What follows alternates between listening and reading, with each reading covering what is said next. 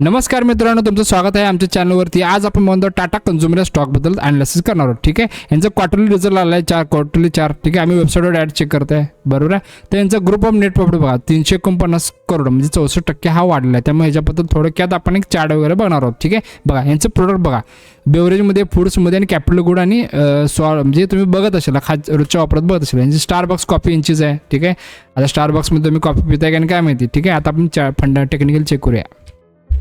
Tata consumer, ठीक आहे।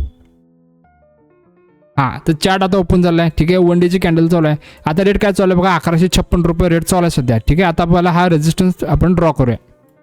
ठीक आहे, जरा पाठीमा हिस्ट्री चेक करा, तर अपट्रेंडच आहे बघा मित्रांनो। ठीक आहे, माझ्या होल्डिंगला आहे, जरा मुवमेंट एवढा खास नाही आहे। ठीक आहे, आता हा इथला सपोर्ट याने ब्रेक करून खाली आलेला आहे, बरं, ब्रेक करून वर येण्याचा प्रयत्न करत आहे। तर रिझल्ट फंडामेंटल चांगले आहे, त्यामुळे हा वर यायचा प्रयत्न करत चालू आहे, बरोबर।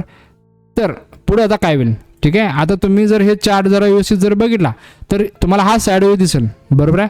पण मित्रांनो, इथनं तुटलेला बघा स्टॉक, हे तर, आणि इथनं पण तुटलेला। आता हे रिझल्टमुळे वर आला असेल। ठीक आहे, आता जर व्यवस्थित बघितला तर हा डबल टॉप होण्याची लक्षणं आहेत। ठीक आहे, त्यामुळे इथं एक तर कंडिशन इथनं खाली येऊ शकतो किंवा इथं थांबून हा वर जाऊन इथं थांबायला पाहिजे। तर इथं जर थांबला तर म्हणायचं हा साईडवेज इथं चालू आहे। ठीक आहे, तर आपण वेट करू शकतो, वॉच करू शकतो। आता इथं मेन रोल आहे, कारण इथनं खाली आला तर हा डबल टॉपचं काम करत आहे, म्हणजे इथनं डाऊन ट्रेंड सुरू होऊ शकतो।